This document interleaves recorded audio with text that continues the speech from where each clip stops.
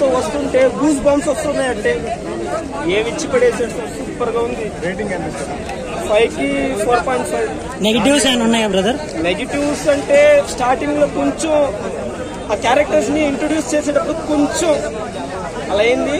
Second half as usual గా ఇచ్చేసాడు, ఇచ్చి పడేసాడు. మేడం సినిమా లాగుంటున్నారు.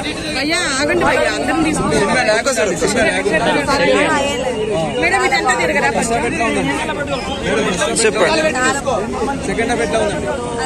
సెకండ్ హాఫ్ చూస్తాం కదా. అనిపించాయండి మూవీలో?